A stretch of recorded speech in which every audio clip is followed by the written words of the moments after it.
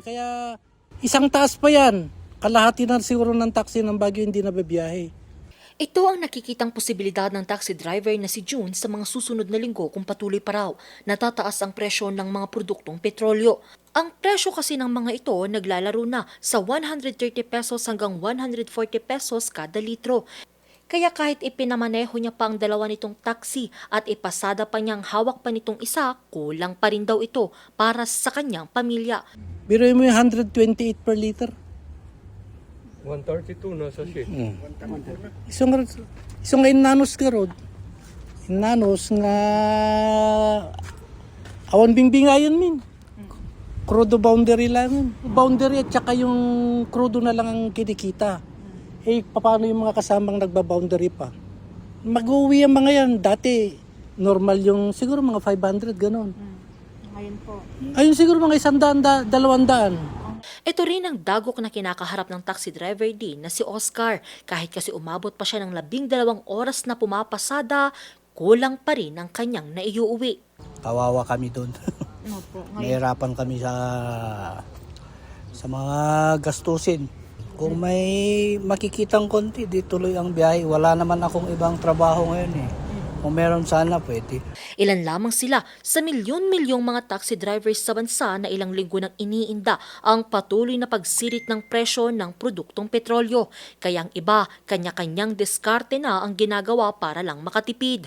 Andito tayo ngayon sa isang kalsada sa Baguio City kung saan makikita natin dito ang mahabang nakahilera ng mga taxi.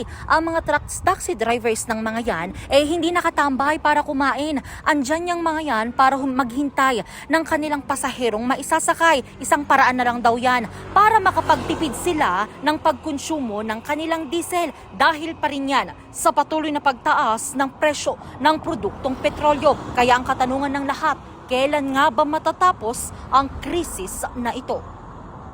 Bukod sa pagsirit ng presyo ng langis sa bansa, nangangamba naman ang ilan kung hanggang kailan na lang magtatagal ang reserbang petrolyo ng bansa. Ayon sa Department of Energy, aabot pa hanggang unang linggo ng Mayo ang supply ng petrolyo. Pero isa sa malapit nang maubos dito ang supply ng LPG na magtatagal na lang ng 25 araw. Kaya ang karinderyang ito, magbabawas na lang muna ng putahing iluluto. Dapat magkaroon ng contingency plan yung gobyerno natin para yung supply maging sufficient sa mga consumer. Pero ayon kay DOE Secretary Garin, nagsisidatingan na raw ang in-order na langis ng mga oil companies kaya kampante raw siya na sapat pa rin ang supply para mapagtibay ang buffer stock. So far po, manageable pa po yung supply natin.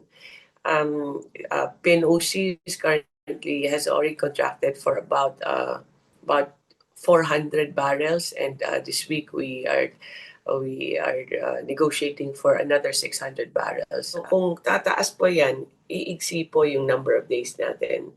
Kung steady lang siya, 45 days yan.